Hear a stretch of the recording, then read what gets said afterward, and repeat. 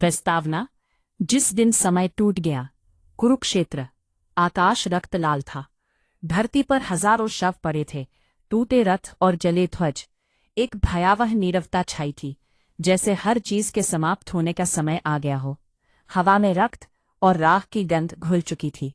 कभी धर्मयुद्ध कहलाने वाली भूमि अब नरक बन चुकी थी, और उस नरक के बीच एक युवक घुटनों के बल बैठा था। उसके हाथ रक्त से सने थे, सांसें भारी थीं, आंखों में ऐसी अग्नि जल रही थी जो मनुष्य की आंखों में नहीं जलती। उसके चारों ओर धरती पिघल रही थी, जैसे उसकी उपस्थिति ही संसार के नियम तोड़ रही हो। और उसके सामने खड़े थे श्री कृष्ण। पीतांबर रक्त और धूल से ढक चुका था। सुदर्शन शांत था, लेकिन उनकी आंखों में पहली बार गहरी असीम चिंता थी। युवक कांपती आवाज में बोला, अगर धर्म यही है तो अधर्म क्या होता है? अचानक पूरा आकाश काला हो गया, हवा रुक गई, समय थम गया। श्री कृष्ण ने उसे लंबे समय तक शांत आंखों से देखा, फिर धीरे से बोले, तुम्हें यहां नहीं आना चाहिए था। कुछ क्षण मौन रहा, फिर उनकी आवाज पहले से भी गहरी हो गई। कालाग्नि। कहानी का पहला अध्याय। जयपुर, साल 2026। रात का समय। बारिश लगातार शहर को भिगो रही थी।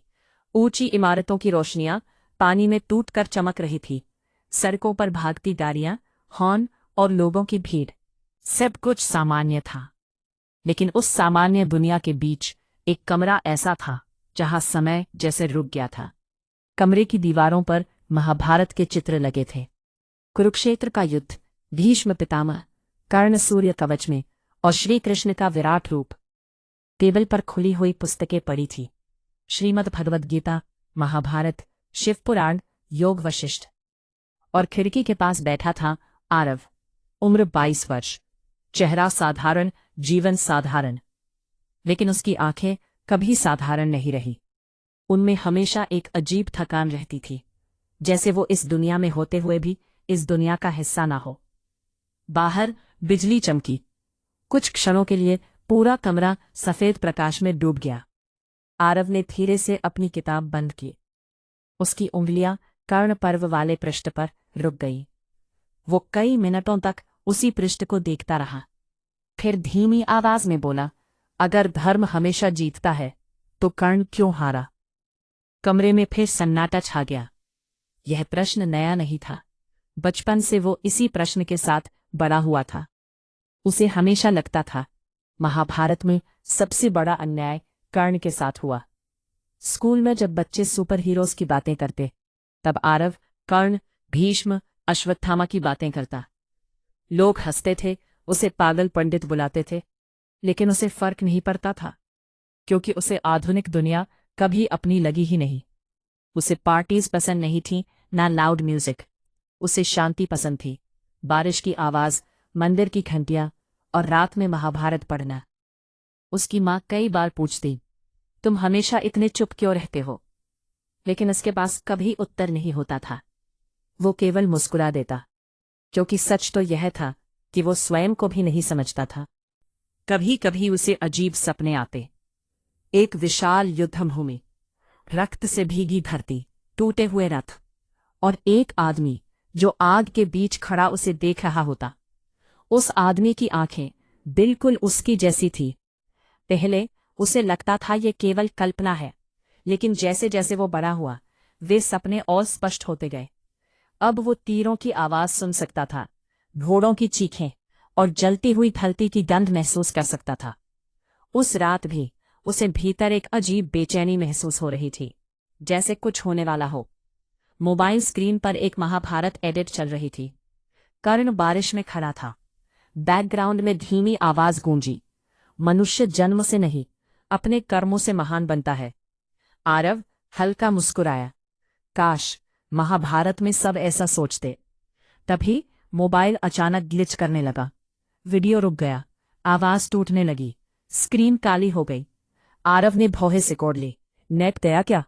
उसने फोन उठाया, लेकिन स्क्रीन पूरी ब्लैक थी, और धीरे धीरे उस पर लाल अक्षर उभरने लगे। क्या तुम नियति बदलना चाहते हो? कुछ क्षण तक वो स्क्रीन देखता रहा, फिर हंस पड़ा। अब एआई भी फिलॉसफी सिखाएगा? उसने बैक बटन दबाने की कोशिश की। कुछ नहीं हुआ। नई लाइन उभरी, यदि अवसर मिले तो क्या तुम इतिहास बदलोगे? अब उसकी मुस्कान गायब हो चुकी थी। दिल की धड़कन थोड़ी तेज हो गई। कमरे की हवा अचानक ठंडी होने लगी, इतनी ठंडी कि उसकी सांसों से धुआं निकलने लगा। बाहर बारिश रुक गई, एकदम अचानक, जैसे पूरे शहर का समय थम गया हो। आरव धीरे धीरे खिड़की की ओर बढ़ा। सड़कें खाली थीं, गाड़ियां रुकी हुई थी। बारिश की बूंदें हवा में स्थिर थीं। उसका गला सूख गया। ये कैसे? तभी फोन की स्क्रीन पर आखिरी लाइन उभरी, तो मूल्य भी चुकाना होगा। उसी पल कमरे की सारी लाइट्स बंद हो गईं। पूर्ण अंधकार। आरव का दिल जोर जोर से धड़कने लगा। उसने फ्लैशलाइट ऑन करने की कोशिश की। फोन डेड था। फिर उसे महसूस हुआ कि कमरे में कोई और भी था। धीमी सांसें, भारी गहरी, उसके पीछे। उसका शरीर जम गया। धीरे धीरे उसने पीछे देखा, लेकिन वहां कुछ नहीं था, सिर्फ अंधेरा। फिर अचानक दीवारों पर शैडोज हिलने लगी, जैसे कोई विशाल आकृति अंधेरे में चल रही हो। और तभी एक आवाज गूंजी, इतनी गहरी कि जैसे स्वयं आकाश बोल उठा हो। मनुष्य इतिहास पढ़ते हैं, लेकिन इतिहास का दर्द नहीं समझते। आरव की सांस रुक गई। कौन है? कोई उत्तर नहीं, सिर्फ वही आवाज। तुम्हें कर्ण से सहानुभूति थी, तो अब उसका भाग्य भी समझो। अचानक उसके सामने दृश्य चमकने लगे, तेज, बहुत तेज।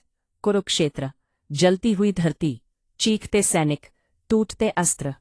फिर कर्ण, घुटनों के बल, रथ का पहिया मिट्टी में धंसा हुआ। आकाश में अर्जुन का बाण चमक रहा था। आरव चीख पड़ा। उसका सिर फटने लगा। अब दूसरे दृश्य आने लगे। द्रौपदी का अपमान, अभिमन्यु की मृत्यु, भीष्म का पतन, अश्वत्थामा का क्रोध। हर दृश्य उसके भीतर उतरता चला गया, जैसे वो केवल देख नहीं रहा, बल्कि जी रहा हो। फिर अचानक सब कुछ शांत हो गया, सिर्फ अंधेरा।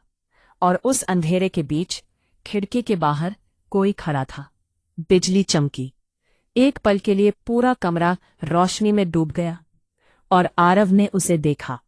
जटाएं, त्रिशूल, भस्म से ढका शरीर, तीसरी आंख, महादेव। आरव का पूरा शरीर कांप उठा। उसका मन मानने को तैयार नहीं था। नहीं। लेकिन अगले ही क्षण वो आकृति गायब हो गई। कमरे की हवा भारी होती चली गई, इतनी भारी कि सांस लेना कठिन हो गया। फिर फोन अपने आप चालू हो गया। स्क्रीन पर केवल एक चिन्ह था, काली अग्नि। उसके नीचे लिखा था, काला अग्नि धर्मा सिस्टम। आरव पीछे हट गया। उसका गला सूख चुका था। फिर स्क्रीन पर दो विकल्प उभरे, यस और नो। और नीचे लिखा था, क्या तुम नया इतिहास लिखोगे? उसका दिल तेजी से धड़क रहा था। मन कह रहा था, भाग जाओ। लेकिन भीतर कहीं एक दूसरी आवाज थी, शांत, धीमी, तुम हमेशा यही चाहते थे। उसकी उंगलियां कांपने लगी। धीरे धीरे उसने हाथ बढ़ाया और यस दबा दिया। उसी क्षण पूरा कमरा लाल प्रकाश से भर गया। दीवारें कांपने लगी, खिड़कियां टूट गईं। बाहर तूफान भयंकर हो उठा। सिस्टम मैसेज, सहमति स्वीकार की गई। नियति पुनर्लेखन प्रारंभ। अचानक आरव के शरीर में आग दौड़ने लगी, जैसे नसों में लावा बह रहा हो। वो दर्द से चीख उठा, और तब उसके कानों में अंतिम आवाज गूंजी, शांत, गहरी, अनंत। जो समय को बदलना चाहता है, उसे पहले स्वयं बदलना पड़ता है। फिर सब कुछ अंधकार में डूब गया। कुछ देर बाद जयपुर हाईवे, बारिश, लोगों की भीड़, एक टूटी हुई बाइक, खून, और सड़क पर पड़ा था आरव का निर्जीव शरीर। एक ट्रक ड्राइवर कांपती आवाज में बोला। वो अचानक सामने आ गया, जैसे कहीं खोया हुआ था। लेकिन उन्हें नहीं पता था कि उसी क्षण समय का चक्र बदल चुका था। पूर्ण अंधकार, अनंत शून्य, ना धरती ना आकाश, सिर्फ मौन। और उस मौन के बीच धीरे धीरे एक अग्नि प्रकट हुई, काली अग्नि, इतनी विशाल कि तारों जैसी लग रही थी। उस अग्नि के सामने कोई ध्यान में बैठा था, स्थिर, शांत, अनंत। धीरे धीरे उसकी आंखें खुली और पूरा शून्य ताप उठा। त्रिनेत्र, नीलकंठ, महादेव। आरव की चेतना ताप उठी। वो बोलना चाहता था, लेकिन शब्द नहीं निकले। महादेव ने उसे देखा और पहली बार बोले, तुम्हें महाभारत प्रिय थी? आरव की आत्मा तक कांप गई। महादेव की आंखों में अग्नि चमकी। फिर उन्होंने शांत स्वर में कहा, तो अब उसे केवल पढ़ो मत, जियो। चैप्टर 2। शून्य के उस पार पूर्ण अंधकार। आसपास कोई न समय था, न दिशा, न ही कोई शरीर। बस मौन, गहरा और रहस्यमय मौन, जो कानों से नहीं बल्कि आत्मा से सुनाई देता था। आरव को ऐसा लगा जैसे वह गिर रहा हो, अनंत गहराई में। लेकिन अजीब बात यह थी कि उसे भय नहीं हो रहा था, जैसे भीतर कुछ धीरे धीरे शांत होता जा रहा हो। फिर अंधकार के बीच एक अग्नि जली, काली अग्नि, जिसकी लपटें ऊपर नहीं उठ रही थीं, बल्कि ऐसा लग रहा था जैसे पूरा शून्य उसी में समा रहा हो। आरव की चेतना कांप उठी, क्योंकि उस अग्नि के सामने कोई बैठा था, ध्यानमग्न, स्थिर, अनंत। जटाएं, भस्म, त्रिनेत्र और गले में सर्प। उसकी आंखों में ऐसा शून्य था जिसमें सृष्टि जन्म ले और समाप्त हो जाए। महादेव। आरव बोलना चाहता था, लेकिन उसके शब्द जैसे अस्तित्व खो चुके थे। महादेव की आंखें धीरे धीरे खुली और उसी क्षण पूरा शून्य कांप उठा, काली अग्नि और प्रचंड हो गई। कुछ क्षणों तक केवल मौन रहा। फिर महादेव बोले, मनुष्य। उनकी आवाज शांत थी, लेकिन उसमें ऐसा भार था कि आरव की चेतना तक कांप उठी। तुम इतिहास बदलना चाहते थे। आरव उत्तर नहीं दे पाया, क्योंकि अब उसे याद आने लगा था। फोन, लाल अक्षर, यस बटन, दुर्घटना, मृत्यु। उसकी चेतना अचानक कांप गई। मैं मर गया। महादेव शांत रहे, फिर बोले, मृत्यु अंत नहीं होती। अधिकतर मनुष्य के लिए वह केवल एक द्वार होती है। आरव ने पहली बार अपने आसपास देखा। अब उसे समझ आया कि वह कहीं खड़ा नहीं था, उसका शरीर भी नहीं था, वह केवल चेतना था। उसने तापते स्वर में पूछा, मुझे यहां क्यों लाए? महादेव कुछ क्षण शांत रहे, फिर उनकी दृष्टि काली अग्नि पर गई। क्योंकि तुमने प्रश्न किया। महादेव ने आरव के मन में गहराई से झांका। मनुष्य युद्ध देखते हैं, वीरों की प्रशंसा करते हैं, धर्म की बातें करते हैं, लेकिन बहुत कम लोग ये पूछते हैं कि धर्म के बाद भी इतना दुख क्यों बचा रहा। आरव की सांसें भारी हो गई। अचानक उसे एक दृश्य दिखा, रक्त से भरा कुरुक्षेत्र, श्री कृष्ण और वो युवक जिसकी आंखों में अग्नि थी। आरव कांप उठा। वो कौन था? महादेव ने उत्तर नहीं दिया, बल्कि पूछा, यदि तुम्हें अवसर मिले तो क्या तुम वास्तव में इतिहास बदलोगे? इस बार आरव चुप नहीं रहा। हाँ। काली अग्नि अचानक तेज हो उठी। महादेव की आंखों में हल्की चमक आई। और यदि इतिहास बदलने की कीमत स्वयं को खोना हो? आरव रुक गया। उसके भीतर अचानक भय जागा। महादेव उठ खड़े हुए। उसी क्षण पूरा शून्य कांप उठा। काली अग्नि उनके पीछे घूमने लगी, जैसे स्वयं समय उनकी इच्छा से चल रहा हो। तुम कर्ण को समझना चाहते थे, लेकिन कर्ण का दुख समझना उसे पढ़ने से संभव नहीं। अचानक आरव के सामने दृश्य प्रकट होने लगे। एक बालक जिसे लोग सूतपुत्र कहकर अपमानित कर रहे थे। कर्ण अकेला खड़ा था, उसकी आंखों में दर्द था, लेकिन वो झुका नहीं। फिर एक दृश्य, द्रोणाचार्य अर्जुन को आशीर्वाद देते हुए, और दूर खड़ा कर्ण जिसे कोई नहीं देख रहा। तीसरा दृश्य, कुंती रो रही थी, कर्ण शांत खड़ा था, उसकी आंखों में आंसू नहीं थे। आरव की आत्मा कांप उठी। उसे पहली बार महसूस हुआ, कर्ण केवल एक योद्धा नहीं था, वह एक ऐसा मनुष्य था जिसे जीवन भर स्वीकृति नहीं मिली। महादेव बोले, जिस मनुष्य के भीतर जितनी अग्नि होती है, उसका अकेलापन भी उतना ही गहरा होता है। काली अग्नि धीरे धीरे आरव के चारों ओर घूमने लगी। क्या तुम अब भी वही चाहते हो? कुछ क्षण मौन रहा। फिर आरव ने धीरे से कहा, यदि सत्य जानने का यही मार्ग है तो हाँ। उसी क्षण सिस्टम एक्टिवेटेड। शून्य में सुनहरी और काली रेखाएं फैल गईं, जैसे ब्रह्मांड पर किसी ने मंत्र लिख दिए हों।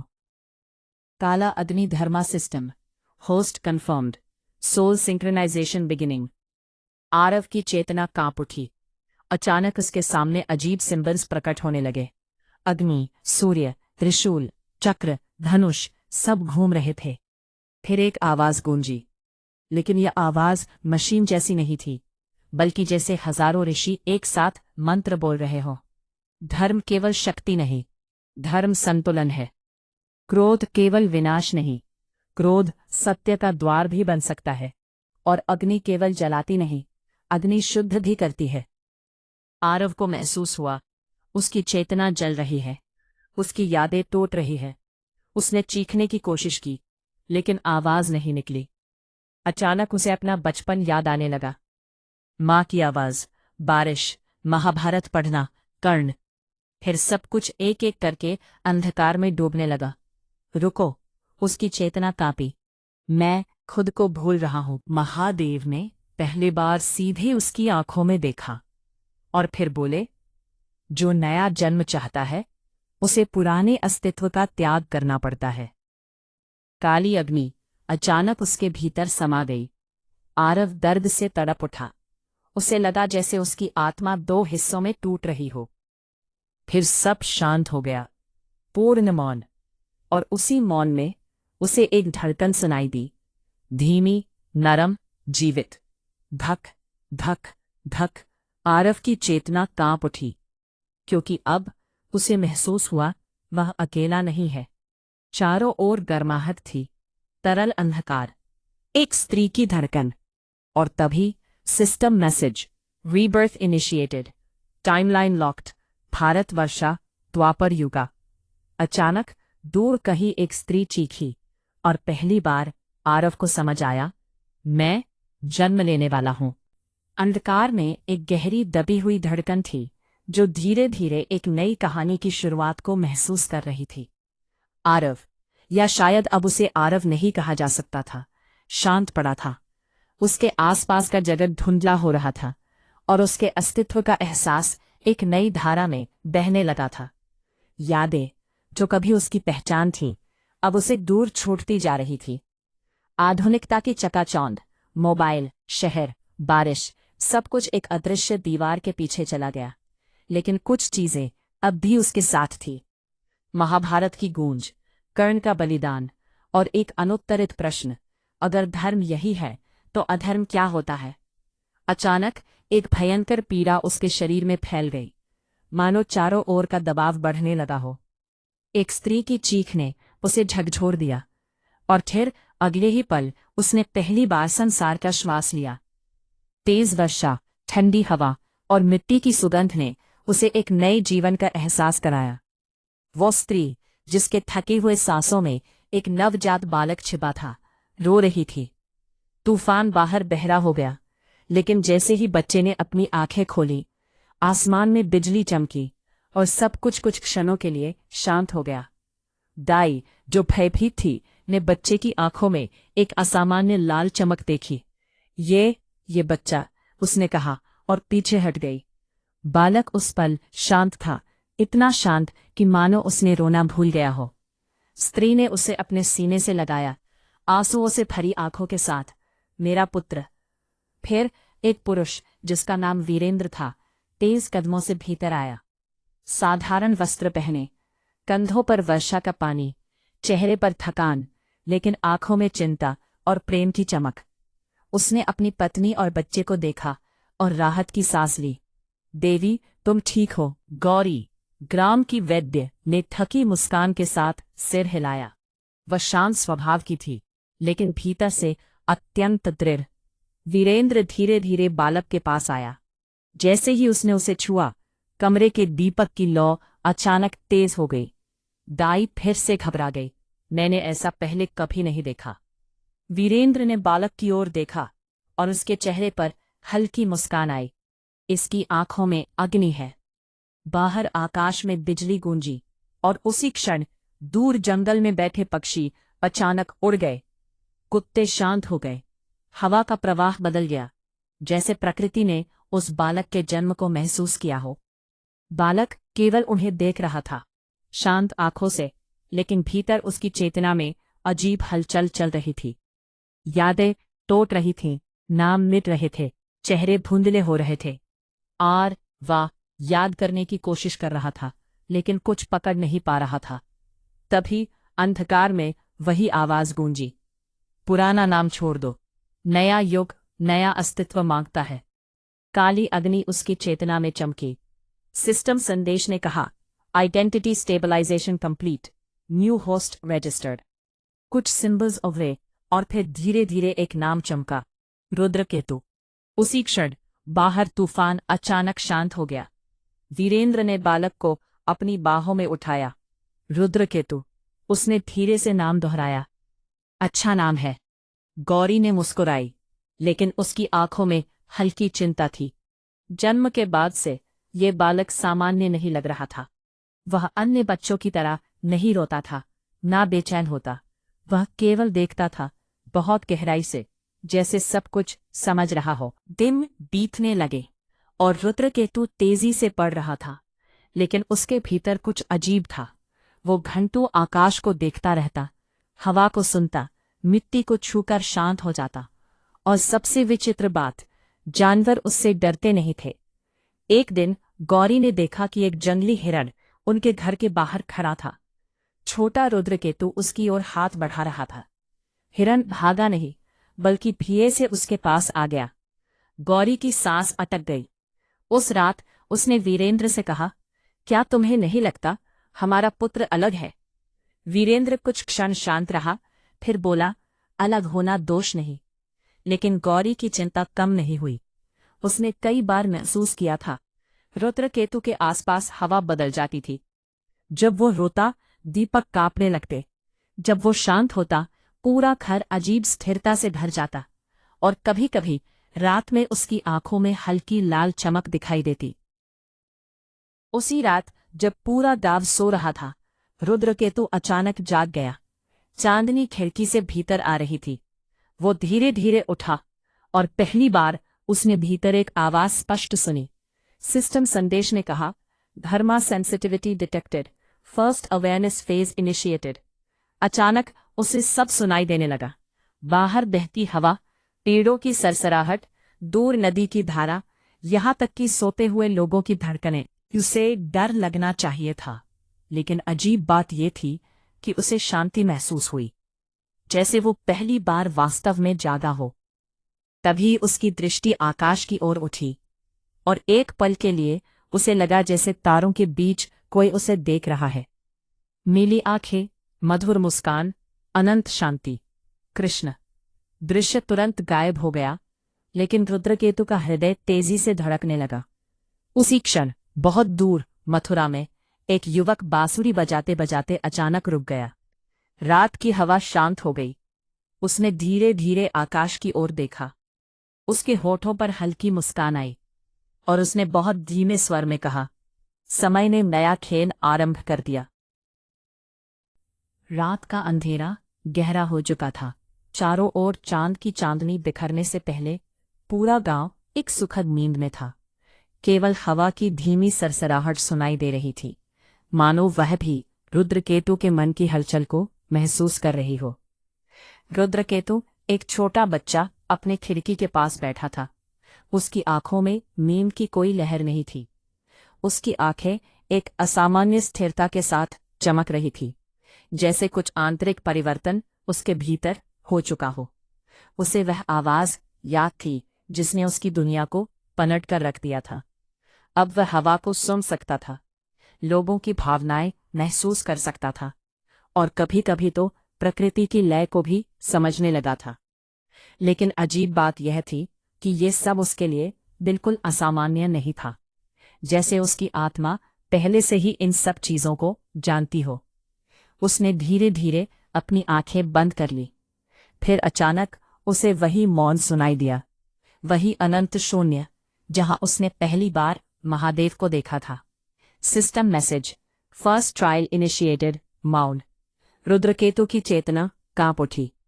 फिर वही आवाज आई, जो स्वयं के मन को नहीं सुन सकता वह संसार का सत्य कभी नहीं समझ सकता। अचानक उसके चारों ओर सब कुछ गायब हो गया, घर, गांव और यहाँ तक कि उसका शरीर भी। बस अंधकार था। रुद्रकेतु शांत खड़ा था, लेकिन कुछ क्षण बाद अजीब फुसफुसाहटें उसके चारों ओर गूंजने लगी। तुम अलग हो, तुम राक्षस हो, लोग तुमसे डरेंगे। आवाजें हर दिशा से बढ़ती गई। अचानक उसके पुराने जीवन की धुंधली झलकें उसे दिखाई देने लगी। स्कूल, अकेलापन, लोगों की हंसी, पागल पंडित। रुद्रकेतु का हृदय कांप उठा। वो भूल चुका था, लेकिन दर्द अभी भी जीवित था। फिर एक दूसरी आवाज आई, धीमी और खतरनाक। तुम्हें शक्ति चाहिए ताकि कोई तुम्हें फिर अपमानित न कर सके। एक दृश्य उसके सामने उभरा, वो स्वयं, लेकिन बड़ा। आंखों में अग्नि, चारों ओर शव। वही दृश्य जो उसने प्रोलॉग में देखा था। रुद्रकेतु पीछे हट गया, नहीं, लेकिन दूसरा स्वयं मुस्कुराया। भ्रम, दुनिया केवल शक्ति समझती है। अचानक चारों ओर काली अग्नि फैल गई। रुद्रकेतु का मन कांपने लगा।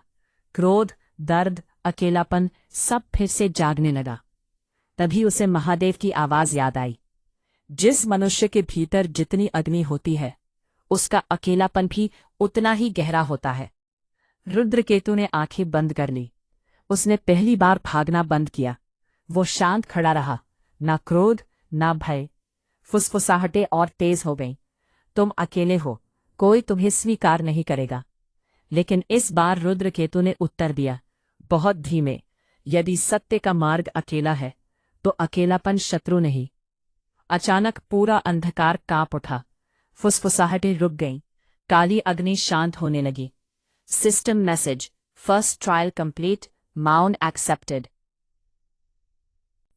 उसी क्षण रुद्रकेतु ने कुछ अजीब महसूस किया। उसका मन पहले से अधिक शांत हो गया था, जैसे भीतर का शोर कम हो गया हो।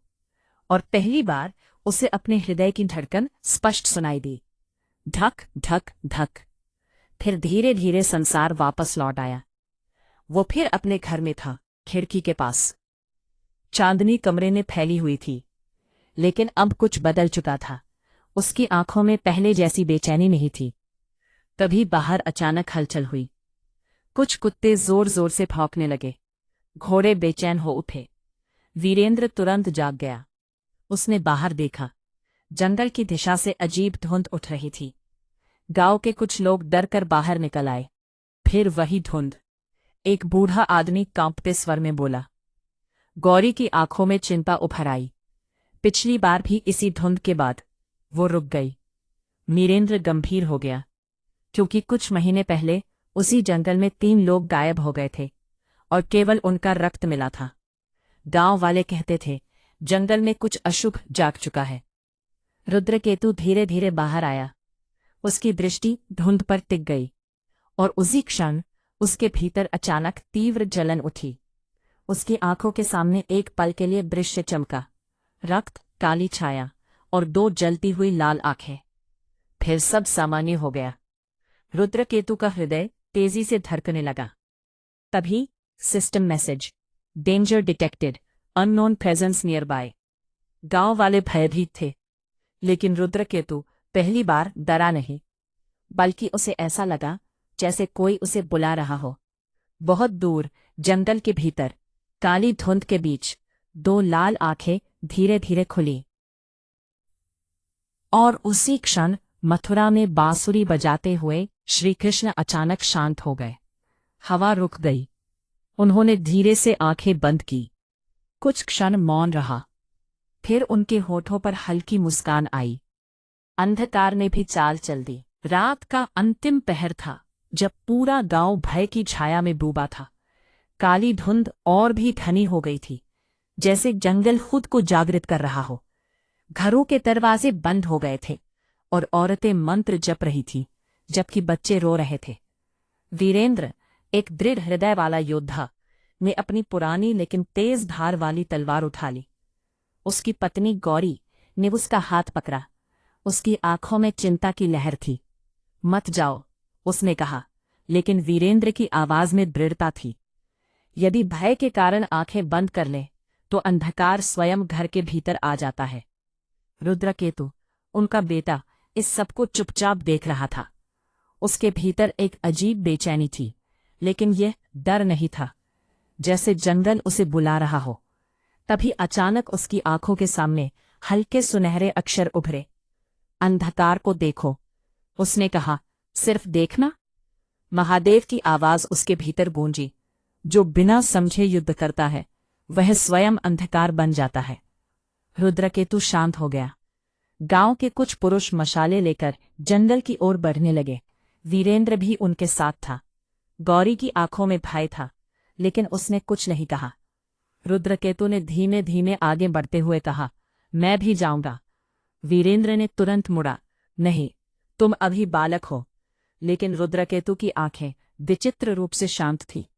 यदि अंधकार गांव तक आ गया तो आयु किसी की रक्षा नहीं करेगी। वीरेंद्र ने अपने पुत्र को पहली बार ध्यान से देखा।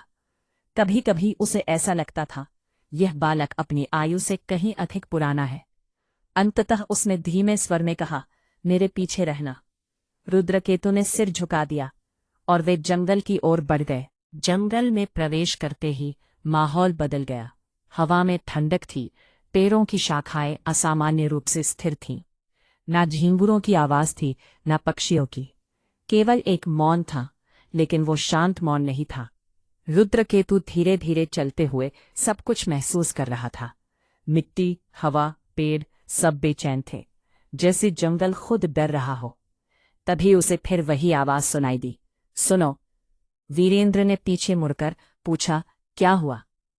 रुद्रकेतु ने कुछ क्षण चुप रहने के बाद कहा, जंगल सांस ले रहा है। गांव वाले घबरा गए, लेकिन उसी क्षण तेज हवा चली और मशालें एक साथ कांप उठीं। दूर अंधकार में दो लाल आंखें चमकी और एक आदमी चीख पड़ा, वो वहां है। एक विशाल काली आकृति पेड़ों के बीच से निकली, मानव जैसी, लेकिन पूरी तरह मानव नहीं। रुद्रकेतु ने उसे देखा और उसे एक अजीब अनुभूति हुई। वो केवल हिंसा नहीं था, उसके भीतर पीड़ा भी थी।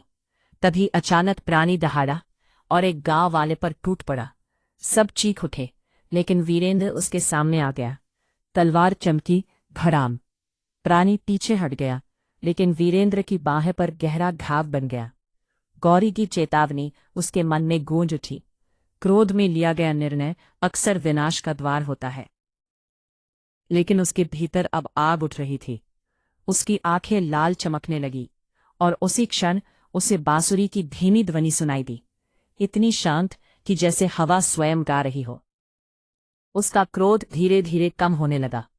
एक आवाज उसके भीतर गूंजी, जो क्रोध में स्वयं को खो देता है वो विजय के बाद भी हार जाता है। अचानक प्राणी फिर दहाड़ा और रुद्रकेतु की ओर बढ़ा, लेकिन वो भागा नहीं। उसने धीरे धीरे आंखें बंद कर ली। पूरा जंगल शांत हो गया, हवा रुक गई। रुद्रकेतु ने जंगल की धड़कन महसूस की। प्राणी अचानक रुक गया। उसकी लाल आंखों में पहली बार भ्रम उभरा। उसने धीरे से हाथ आगे बढ़ाया और बहुत शांत स्वर में बोला, तुम पीड़ा में हो। जंगल कांप उठा। प्राणी की दहाड़ धीरे धीरे कमजोर पड़ने लगी, उसकी छाया टूटने लगी।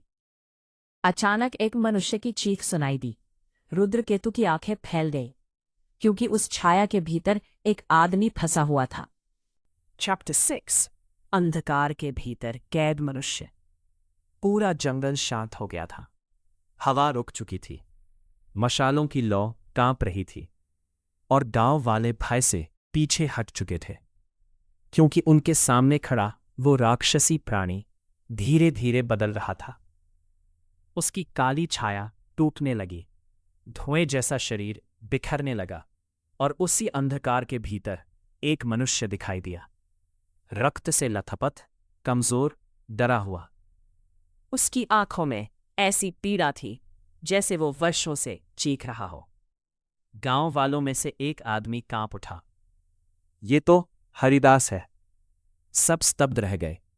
हरिदास, गांव का शिकारी, जो 3 महीने पहले जंगल में गायब हो गया था। गौरी की आंखें फैल गईं। लेकिन ये कैसे संभव है? रुद्रकेतु शांत खड़ा था, लेकिन उसके भीतर सब कांप रहा था, क्योंकि पहली बार उसने समझा अंधकार हमेशा जन्म से नहीं होता। कभी कभी दर्द भी मनुष्य को राक्षस बना देता है। हरिदास दर्द से तड़प रहा था। उसके शरीर से काली धुंध निकल रही थी। वो चीखा, बचाओ! लेकिन अगले ही क्षण उसकी आंखें फिर लाल हो गईं। काली ऊर्जा उसके शरीर पर चढ़ने लगी। System warning, corruption, reclaiming host. Haridas दहाड़ उठा और इस बार उसकी दृष्टि सीधे रुद्रकेतु पर टिक गई, जैसे वो उसे पहचानता हो। अचानक उसके मुंह से टूटी हुई आवाज निकली, तुम! पूरा जंगल कांप उठा। वो जाग गया। रुद्रकेतु की सांस रुक गई। कौन? लेकिन हरिदास अचानक पागलों की तरह हंसने लगा। अग्नि, काली अग्नि! उसकी चीख पूरे जंगल में गूंज गई। वीरेंद्र तुरंत रुद्रकेतु के सामने आ गया। पीछे हटो! लेकिन रुद्रकेतु की आंखें हरिदास पर टिकी थीं। उसे महसूस हो रहा था, ये केवल एक करप्टेड स्पिरिट नहीं, ये किसी बड़ी चीज की शुरुआत है।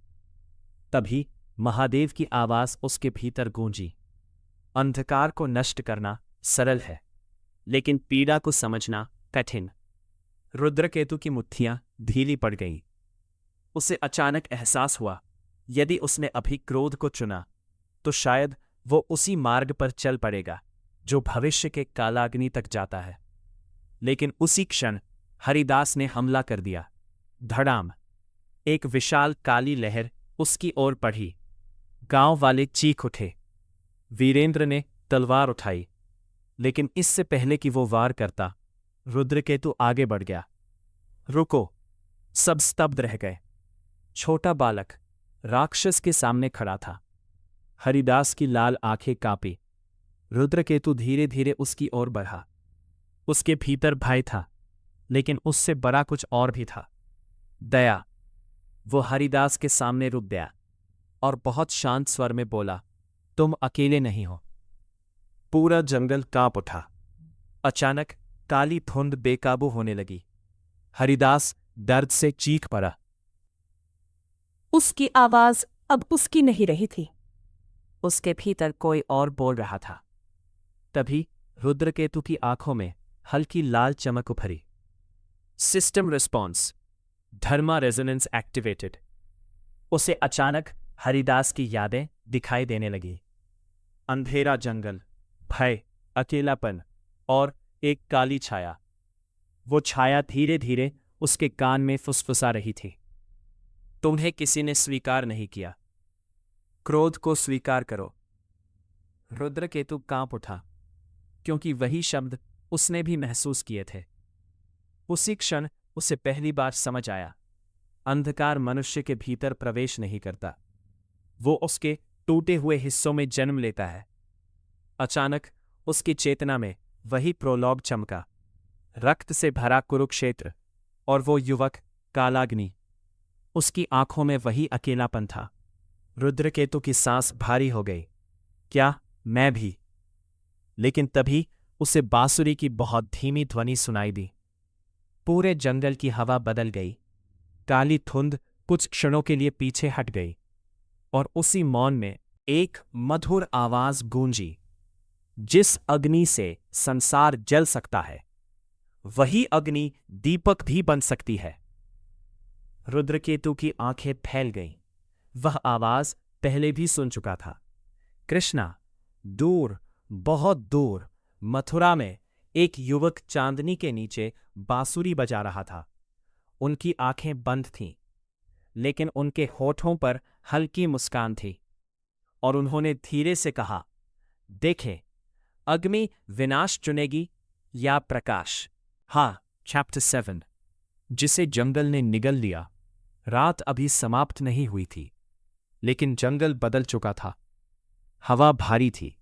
पेड़ों की शाखाएं ऐसे हिल रही थीं जैसे कोई अदृश्य शक्ति पूरे वन में घूम रही हो। हरिदास घुटनों के बल गिर चुका था। उसका शरीर कांप रहा था। काली धुंध अब भी उसके चारों ओर घूम रही थी, लेकिन पहले जैसी प्रचंड नहीं। रुद्रकेतु शांत खड़ा उसे देख रहा था। उसके भीतर अभी भी बांसुरी की वह ध्वनि गूंज रही थी। अग्नि विनाश चुनेगी या प्रकाश? वीरेंद्र धीरे धीरे आगे बढ़ा। उसकी तलवार अब भी उठी हुई थी। रुद्रकेतु, पीछे हटो। लेकिन रुद्रकेतु ने सिर हिला दिया। यदि हमने इसे केवल राक्षस समझा तो हम सत्य कभी नहीं जान पाएंगे। गांव वाले असमंजस में एक दूसरे को देखने लगे। एक बूढ़ा आदमी कांपते स्वर में बोला, यह बालक सामान्य नहीं। लेकिन उसी क्षण हरिदास अचानक दर्द से चीख उठा। उसकी आंखें फिर लाल हो गईं। वह आ रहा है। पूरा जंगल कांप उठा। हवा में सड़ी हुई गंध फैलने लगी। मशालों की लौ काली पड़ने लगी। System warning, high corruption presence detected. Rudraketu की सांस भारी हो गई। उसे महसूस हुआ जंगल के भीतर कुछ जाग रहा है, कुछ बहुत पुराना। तभी हरिदास ने कांपते हाथ से जंगल के सबसे अंधेरे हिस्से की ओर इशारा किया। वहां उसकी आंखों से आंसू बहने लगे। वह लोगों को खाता नहीं। उसकी आवाज टूट गई। वह उनके भाई को खाता है। पूरा जंगल एक पल के लिए मौन हो गया। रुद्रकेतु की आंखें सिकुड़ गईं। उसी क्षण उसे फिर वही दृश्य दिखा। काली छाया, लाल आंखें और लोगों की चीखें। लेकिन इस बार उसने कुछ और देखा। एक प्राचीन तमिल, टूटा हुआ, जंगल के भीतर छिपा। मंदिर के गर्भगृह में कुछ बंद था और उसके चारों ओर काली अग्नि घूम रही थी। रुद्रकेतु अचानक पीछे हट गया। उसकी सांसें तेज हो गई। वीरेंद्र तुरंत उसके पास आया। क्या हुआ? कुछ क्षणों तक रुद्रकेतु कुछ बोल नहीं पाया। फिर उसने धीरे से कहा, जंगल के भीतर कुछ बंद है। गांव वालों के चेहरे पीले पड़ गए। एक वृद्ध आदमी कांप उठा। पुराना शिव मंदिर। वीरेंद्र की आंखें गंभीर हो गईं। तुम उसके बारे में जानते हो? वृद्ध ने कांपते स्वर में कहा, बहुत वर्षों पहले उस मंदिर में साधना होती थी। फिर एक रात पूरा स्थान अपवित्र हो गया। जो साधक भीतर गए वापस नहीं लौटे। हवा अचानक और ठंडी हो गई।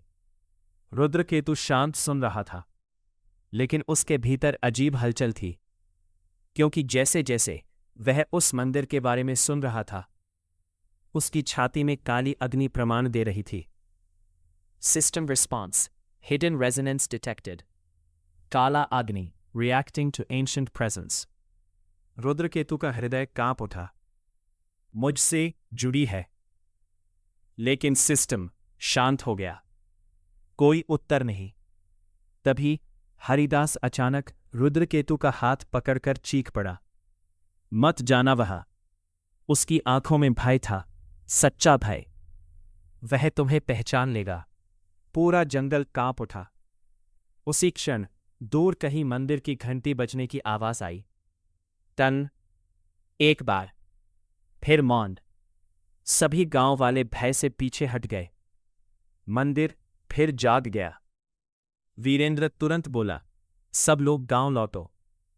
लेकिन रुद्रकेतु स्थिर खड़ा रहा, क्योंकि उसके भीतर कुछ उसे उस दिशा में खींच रहा था, जैसे कोई बहुत समय से उसका इंतजार कर रहा हो। तभी उसे फिर वही बांसुरी सुनाई दी, बहुत दूर से, शांत, मधुर। और उसी ध्वनि के साथ एक आवाज उसके भीतर गूंजी, हर अंधकार को नष्ट करना आवश्यक नहीं। कुछ अंधकार समझे जाने की प्रतीक्षा करते हैं। रुद्रकेतु की आंखें धीरे धीरे बंद हो गई और पहली बार उसने उस मंदिर की दिशा स्पष्ट महसूस की। जंगल, धुंध, टूटी सीढ़ियां और एक विशाल द्वार जिस पर जली हुई अग्नि का चिन्ह बना था। वही चिन्ह जो सिस्टम पर था। रुद्रकेतु की आंखें अचानक खुल गईं। उसकी सांस रुक गई। यह संभव नहीं, लेकिन सत्य उसके सामने था। जंगल के भीतर छिपा वह मंदिर किसी तरह कालाग्नि धर्म सिस्टम से जुड़ा हुआ था। और उसी क्षण बहुत दूर मथुरा में श्री कृष्ण ने बांसुरी बजाना बंद कर दिया। रात की हवा शांत हो गई। उन्होंने धीरे धीरे आंखें खोली। उनकी दृष्टि पश्चिम दिशा की ओर उठी। कुछ क्षण मौन रहा, फिर उनके होठों पर हल्की मुस्कान आई। तो उसने पहला द्वार खोज लिया, लेकिन अगले ही पल उनकी आंखों की गहराई बदल गई और बहुत धीमे स्वर में उन्होंने कहा, अब देखना यह है कि वो भीतर क्या जगाएगा। हाँ, चैप्टर 8। प्रथम द्वार। रात बीत चुकी थी, लेकिन गांव में कोई नहीं सोया। हर घर के बाहर दीपक जल रहे थे। औरतें मंत्र जप रही थीं। बच्चे अपनी माताओं से चिपके हुए थे, क्योंकि वर्षों बाद पुराने शिव मंदिर की घंटी फिर बजी थी। और गांव के वृद्ध जानते थे ये शुभ संकेत नहीं था। लेकिन रुद्रकेतु अपने घर के बाहर शांत बैठा था। उसकी दृष्टि लगातार जंगल की दिशा में टिकी थी। उसके भीतर अजीब हलचल थी, जैसे कोई अदृश्य शक्ति उसे पुकार रही हो। गौरी धीरे धीरे उसके पास आई। उसने रुद्रकेतु के सिर पर हाथ रखा। तुम फिर उसी जंगल के बारे में सोच रहे हो? रुद्रकेतु कुछ क्षण चुप रहा, फिर धीरे से बोला, मां, यदि किसी स्थान में अंधकार हो तो क्या उससे दूर भाग जाना सही है? गौरी उसकी आंखों में देखने लगी। कुछ पल बाद उसने धीमे स्वर में कहा, हर अंधकार से लड़ना आवश्यक नहीं होता। कुछ अंधकार केवल मनुष्य के अहंकार से जन्म लेते हैं। रुद्रकेतु शांत हो गया, लेकिन उसके भीतर सिस्टम की आवाज अब भी गूंज रही थी। Hidden resonance detected, ancient gate identified. उसे समझ नहीं आ रहा था एक प्राचीन मंदिर का उसके सिस्टम से क्या संबंध हो सकता है। तभी वीरेंद्र घर के भीतर आया। उसके चेहरे पर गंभीरता थी। ग्राम के बुजुर्गों ने निर्णय लिया है। गौरी की आंखें बदल गई। क्या? वीरेंद्र ने धीमे स्वर में कहा, सुबह होते ही हम मंदिर को सील करने जाएंगे। रुद्रकेतु की सांस रुक गई। उसे तुरंत भीतर बेचैनी महसूस हुई, जैसे कोई अदृश्य शक्ति उसे चेतावनी दे रही हो। System warning, forced suppression detected, probability of disaster rising. Rudraketu अचानक खड़ा हो गया। नहीं, वीरेंद्र चौंक गया। क्या? रुद्रकेतु की आंखें गंभीर थीं। उस मंदिर को बलपूर्वक बंद करने की कोशिश मत करो। कुछ क्षण मौन रहा। वीरेंद्र की भौहें सिकुड़ गई। तुम ये कैसे जानते हो? रुद्रकेतु उत्तर नहीं दे पाया, क्योंकि सच वह स्वयं भी नहीं समझता था। लेकिन उसके भीतर कुछ लगातार कह रहा था, द्वार को दबाने से वह और टूटेगा। गौरी ने चिंतित स्वर में पूछा, रुद्र, तुमने आखिर देखा क्या है? रुद्रकेतु की आंखों के सामने फिर वही दृश्य चमका। टूटा मंदिर, काली अग्नि और विशाल द्वार। फिर उसने उस द्वार के पीछे कुछ देखा। एक आंख, विशाल, प्राचीन और अग्नि जैसी लाल। रुद्रकेतु का शरीर कांप उठा। तभी दूर जंगल से फिर घंटी की आवाज आई। टन। इस बार आवाज पहले से भारी थी। पूरा गांव कांप उठा। कुछ औरतें रोने लगीं। रुद्रकेतु की आंखों में लाल चमक उभरी।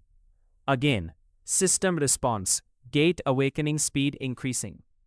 और अचानक उसके सामने सुनहरे अक्षर प्रकट हुए। Hashtag main quest triggered. प्रथम द्वार।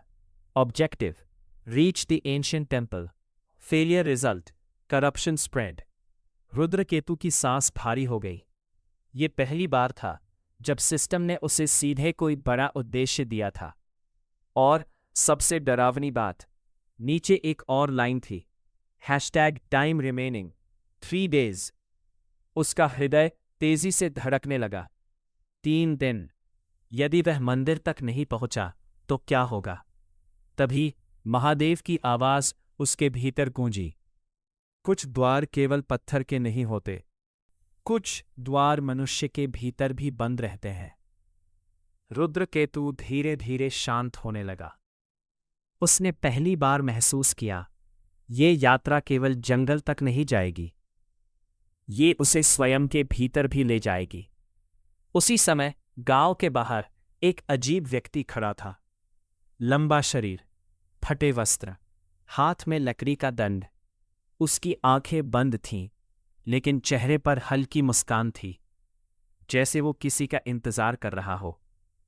हवा धीरे धीरे उसके चारों ओर घूम रही थी, और अचानक उसने बिना आंखें खोले कहा, कालाग्नि जागने लगा। उसी क्षण रुद्रकेतु का हृदय कांप उठा, जैसे उसने वो आवाज सुन ली हो।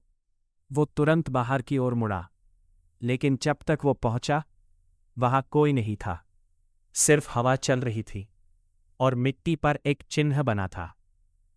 रुद्रकेतु की आंखें सिकुड़ गई। तभी बहुत दूर मथुरा में श्री कृष्ण शांत बैठकर आकाश देख रहे थे। रात का आकाश तारों से भरा था, लेकिन उनकी आंखों में गहरी सोच थी। कुछ क्षण बाद उन्होंने धीरे से कहा, समय हमेशा पहले संकेत देता है, मनुष्य ही उन्हें अनदेखा करता है। चैप्टर 9। वन के भीतर छिपा सत्य। सूर्योदय हो चुका था, लेकिन गांव पर अब भी भय की छाया थी। लोग धीमी आवाज में बात कर रहे थे। कोई बच्चों को घर से बाहर नहीं जाने दे रहा था, और हर चर्चा का केंद्र केवल एक था, पुराना शिव मंदिर। रुद्रकेतु घर की छत पर खड़ा जंगल की ओर देख रहा था। सुबह की धूप पेड़ों पर पड़ रही थी, लेकिन जंगल का एक हिस्सा अब भी अंधकार में डूबा था, जैसे वहां प्रकाश पहुंच ही नहीं पा रहा हो। उसके भीतर सिस्टम की आवाज बार बार गूंज रही थी। Time remaining 2 days 18 hours। रुद्रकेतु की मुट्ठियां भींच गईं। उसे समझ नहीं आ रहा था, वह एक बालक होकर यह सब कैसे रोकेगा। तभी उसे पीछे कदमों की आहट सुनाई दी। उसकी आंखों के नीचे थकान थी, शायद वह पूरी रात नहीं सोया था। कुछ क्षण तक वह भी जंगल को देखता रहा, फिर बोला, तुम वहां जाना चाहते हो? यह प्रश्न नहीं था, वह जान चुका था। रुद्रकेतु कुछ पल चुप रहा, फिर धीरे से बोला, यदि वह चीज सच में जाग गई तो गांव सुरक्षित नहीं रहेगा। वीरेंद्र ने उसकी ओर देखा, तुम अभी बालक हो। रुद्रकेतु शांत रहा, लेकिन उसके भीतर एक आवाज धीरे से फुसफुसाई, और समय किसी की आयु नहीं देखता। उसी क्षण महादेव की कही बात उसे याद आई। कुछ प्रश्नों के उत्तर मनुष्य को स्वयं खोजने पड़ते हैं। वीरेंद्र ने लंबी सांस ली, फिर पहली बार उसने धीमे स्वर में कहा, मैंने भी उस मंदिर को देखा है। रुद्रकेतु तुरंत उसकी ओर मुड़ा। वीरेंद्र की आंखें दूर कहीं खो गई।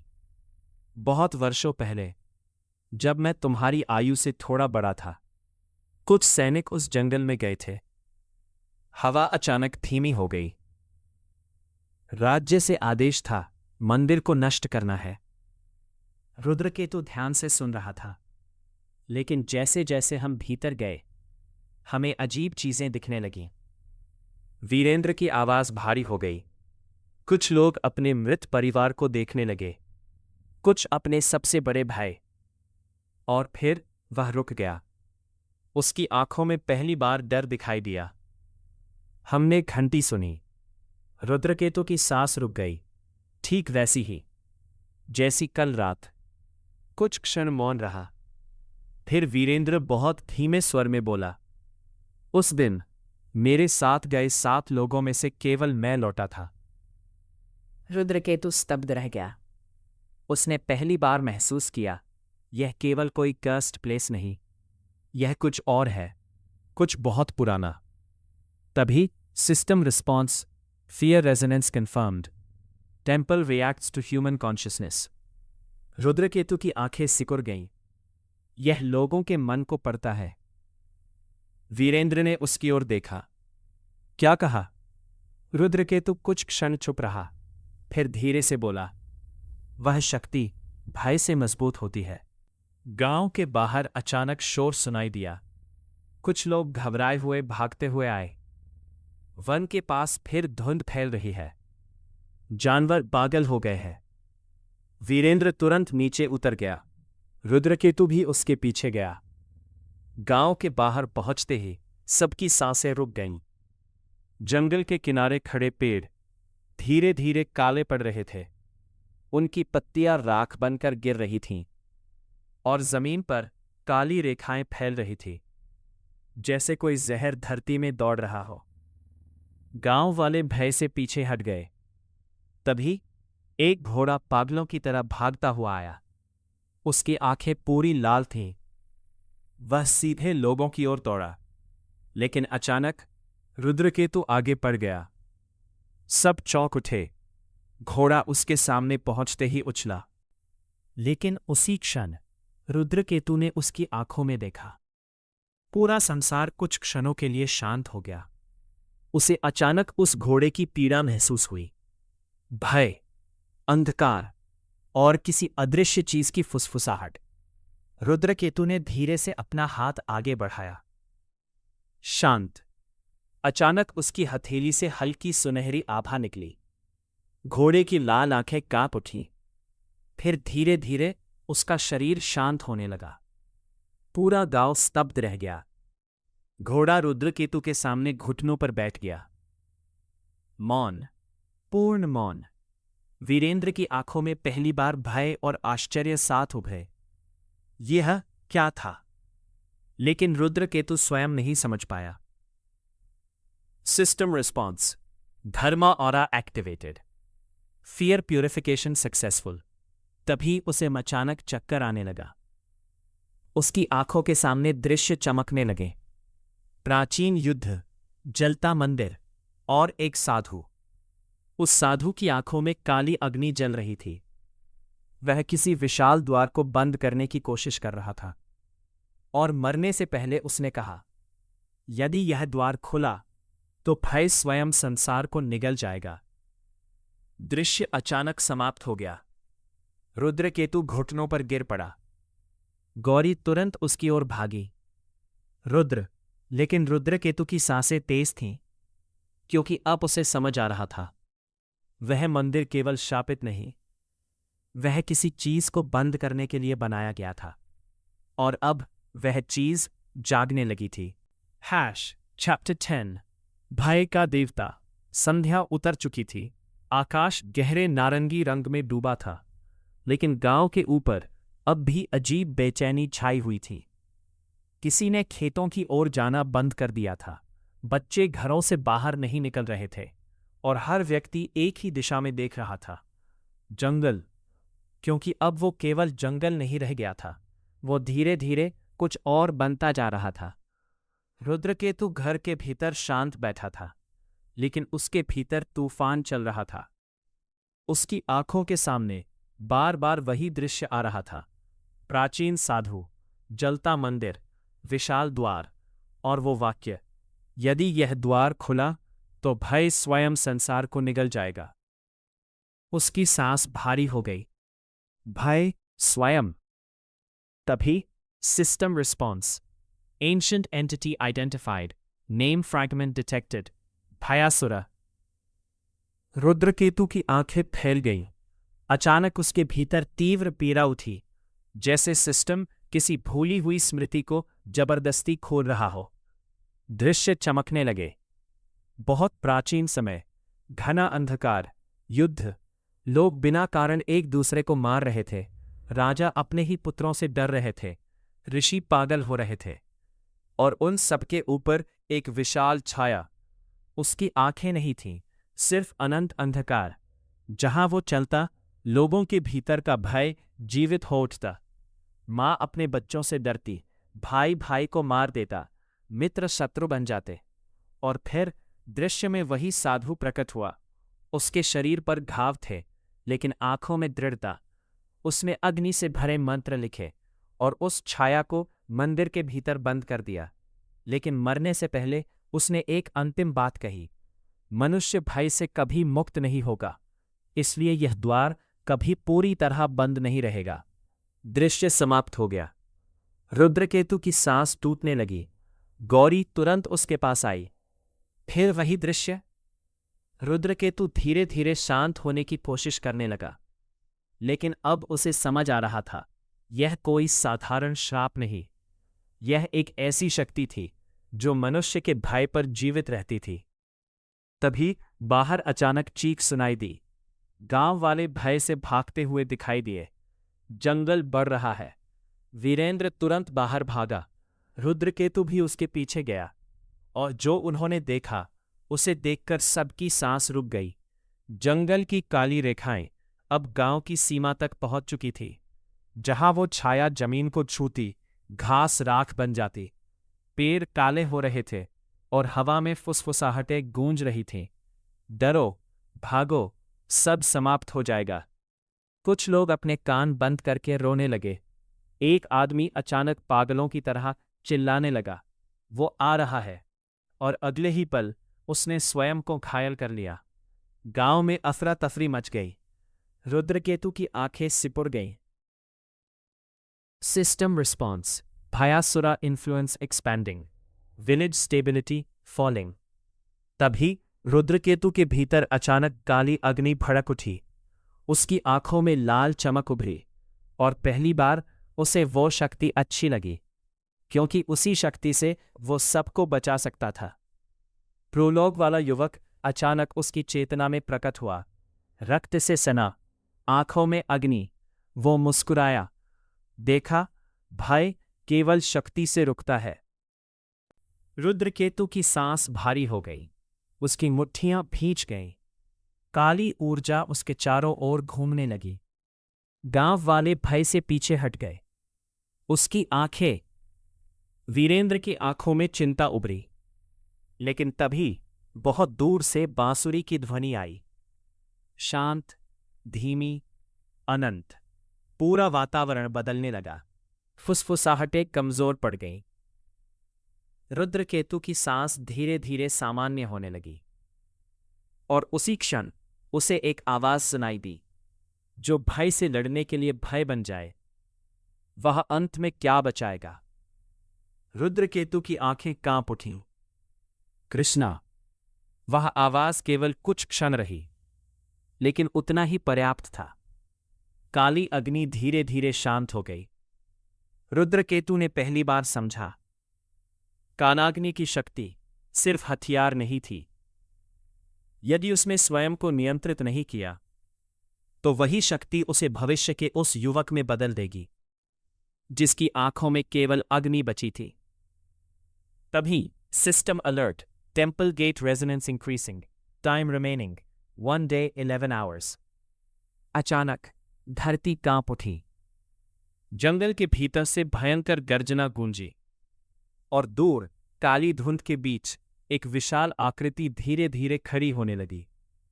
सिर्फ उसकी आंखें दिखाई दे रही थीं, पूर्ण अंधकार जैसी। गांव वाले भय से घुटनों पर गिर गए। देवताओं की रक्षा। रुद्रकेतु का हृदय तेजी से धड़कने लगा, क्योंकि अब उसे समझ आ गया था, यदि वह मंदिर तक नहीं पहुंचा तो केवल गांव नहीं, पूरे क्षेत्र पर भय का अंधकार फैल जाएगा। और उसी क्षण बहुत दूर मथुरा में श्री कृष्ण ने धीरे धीरे आंखें बंद कर लीं। कुछ क्षण बाद उन्होंने शांत स्वर में कहा, अंधकार का सबसे बड़ा अस्त्र। उनकी बांसुरी पर उंगलियां धीरे धीरे रुकीं। मनुष्य का अपना भय होता है। चैप्टर 11। वन का मार्ग। रात गहरी हो चुकी थी, लेकिन किसी की आंखों में नींद नहीं थी। गांव के बाहर काली रेखाएं अब और फैला चुकी थीं। जहां वे गुजरती, मिट्टी मर जाती, पेड़ सूख जाते और हवा भारी हो जाती। लोग मंदिरों में दीप जला रहे थे। कुछ रो रहे थे, कुछ प्रार्थना कर रहे थे, लेकिन सबसे भयावह बात, भय अब केवल उनके चेहरों पर नहीं था, वो हवा में महसूस हो रहा था। और उसी भय के बीच रुद्रकेतु शांत बैठा था।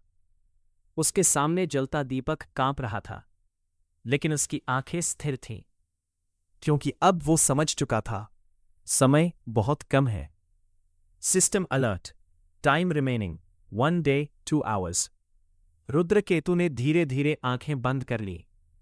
उसे भीतर अब भी वो बांसुरी सुनाई दे रही थी, शांत, स्थिर, जैसे अंधकार के बीच कोई दीपक जल रहा हो।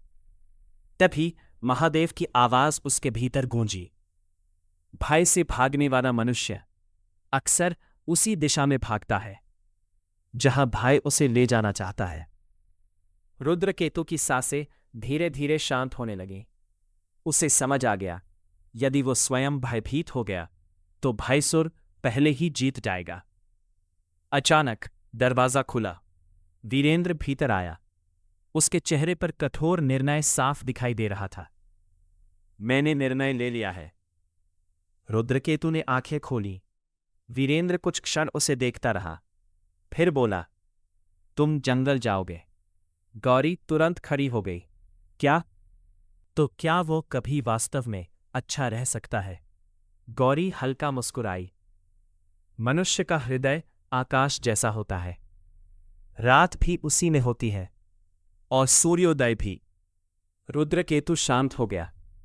उसके भीतर कुछ बदलने लगा। पहली बार उसे लगा कि शायद कालाग्नि केवल विनाश नहीं, निर्णय ही तय करेगा कि अग्नि क्या बनेगी। तभी बाहर अचानक तेज गर्जना हुई। पूरा घर कांप उठा। गांव वाले चीखने लगे। रुद्रकेतु तुरंत बाहर भागा और उसकी सांस रुक गई। जंगल की दिशा में आकाश पूरी तरह काला हो चुका था। उस अंधकार के भीतर एक विशाल चेहरा उभर रहा था। आंखें नहीं, सिर्फ गहरे खाली गड्ढे, लेकिन उन गड्ढों के भीतर लाखों लोगों का भय घूम रहा था। भयसुर। गांव वाले घुटनों पर गिर गए। कुछ बेहोश हो गए। फुसफुसाहटें हवा में गूंजने लगी। तुम असफल हो जाओगे, सब मर जाएंगे, तुम अकेले हो। रुद्रकेतु का हृदय कांप उठा, क्योंकि वे शब्द उसके अपने भय जैसे लग रहे थे। अचानक उसकी आंखों के सामने प्रोलॉग चमका। कालाग्नि, रक्त, कुरुक्षेत्र और कृष्ण की आवाज, तुम्हें यहां नहीं आना चाहिए था। रुद्रकेतु की सांस भारी हो गई। क्या भविष्य पहले से तय है? क्या वो चाहे या ना चाहे उसी मार्ग पर जाएगा? तभी उसे फिर बांसुरी सुनाई दी, बहुत धीमी, लेकिन इस बार पहले से अधिक स्पष्ट। और उसी ध्वनि के साथ एक आवाज उसके भीतर गूंजी। भविष्य पत्थर पर नहीं लिखा होता, मनुष्य हर निर्णय के साथ उसे बदलता है। रुद्रकेतु की आंखें धीरे धीरे शांत हो गईं। उसने पहली बार भय की ओर सीधे देखा और फिर धीरे धीरे जंगल की ओर कदम बढ़ा दिए। गांव वाले स्तब्ध रह गए। एक छोटा बालक स्वयं अंधकार की ओर जा रहा था। वीरेंद्र ने उसे जाते हुए देखा, फिर बहुत धीमे स्वर में बोला, अब लौटना पहले जैसा संभव नहीं होगा। और दूर मथुरा में श्री कृष्ण ने आकाश की ओर देखा। उनकी आंखों में वही शांत मुस्कान थी, लेकिन गहराई में हल्की चिंता भी। चलो रुद्रकेतु, देखे तुम भय से क्या सीखते हो। चैप्टर 12। जहां प्रकाश समाप्त होता है। रात पूर्ण रूप से उतर चुकी थी। आकाश में चंद्रमा था, लेकिन उसकी रोशनी जंगल के भीतर प्रवेश नहीं कर पा रही थी। रुद्रकेतु धीरे धीरे वन के भीतर बढ़ रहा था। उसके हाथ में वीरेंद्र की तलवार थी, लेकिन उसका मन युद्ध के लिए नहीं, सत्य के लिए तैयार हो रहा था। हर कदम के साथ हवा भारी होती जा रही थी। पेड़ों की शाखाएं असामान्य रूप से मुड़ी हुई थीं। जमीन पर काली रेखाएं फैल चुकी थीं। और सबसे विचित्र बात, जंगल में कोई आवाज नहीं थी। ना पक्षी, ना कीड़े, ना हवा। जैसे पूरा वन सांस रोके उसका इंतजार कर रहा हो। System response, fear density increasing, stay mentally stable. Rudraketu ने धीरे से आंखें बंद की। उसे गौरी की बात याद आई। रात भी उसी आकाश में होती है और सूर्योदय भी। उसकी सांसें धीरे धीरे स्थिर होने लगी, लेकिन तभी उसे कदमों की आवाज सुनाई दी। धप धप धप। रुद्रकेतु तुरंत मुड़ा। कोई नहीं था। कुछ क्षण मौन रहा। फिर आवाज फिर आई, इस बार और पास। धप धप धप। रुद्रकेतु की पकड़ तलवार पर कस गई। तभी पेड़ों के बीच एक आकृति दिखाई दी। एक छोटा बालक। उसके कपड़े फटे हुए थे, चेहरा धूल और रक्त से भरा। वो धीरे धीरे रो रहा था। मैं मदद। रुद्रकेतु की आंखें सिकुड़ गईं। ये जंगल कई वर्षों से वीरान था। ये बालक यहां कैसे? तभी system warning, fear illusion detected. Rudraketu का हृदय कांप उठा, लेकिन उस बालक की आवाज फिर आई, भैया मुझे छोड़कर मत जाओ। एक पल के लिए रुद्रकेतु का मन डगमगा गया, क्योंकि उसे अचानक अपना पुराना जीवन याद आया। अकेलापन, भीड़ में खो जाना, किसी का ना होना। लेकिन अगले ही क्षण उसे कृष्ण की आवाज याद आई। भय अक्सर वही रूप लेता है जिसे मनुष्य सबसे अधिक खोने से डरता है। रुद्रकेतु की आंखें धीरे धीरे शांत हो गईं। उसने उस बालक की ओर देखा और बहुत धीमे स्वर में कहा, तुम वास्तविक नहीं हो। अचानक पूरा जंगल कांप उठा। बालक का चेहरा फटने लगा। उसकी त्वचा काली धुंध में बदल गई, आंखें लाल हो गईं, और अगले ही पल वो भयावह चीख के साथ रुद्रकेतु पर टूट पड़ा। धड़ाम। रुद्रकेतु पीछे हट गया, लेकिन उसने तलवार नहीं चलाई, बल्कि आंखें बंद कर लीं। उसे समझ आ गया था, ये इल्यूजन उसके भय से जन्मा है। यदि वो भयभीत हुआ तो इल्यूजन और मजबूत होगा। उसने गहरी सांस ली। धीरे धीरे उसका मन शांत होने लगा, और फिर उसने अपनी हथेली आगे बढ़ाई। हल्की सुनहरी आभा उसकी हथेली से निकली। पूरा इल्यूजन कांप उठा। वह धुएं की तरह बिखर गया। System response, fear illusion purified, mental resistance increased. Rudraketu ने धीरे धीरे आंखें खोली। उसकी सांसें भारी थी, लेकिन उसकी आंखों में अब पहले जैसी घबराहट नहीं थी। तभी उसे सामने कुछ दिखाई दिया। जंगल समाप्त हो रहा था, और उसके आगे पत्थरों से बनी टूटी हुई सीढ़ियां थीं। सीढ़ियों के ऊपर घने अंधकार के बीच एक विशाल मंदिर खड़ा था।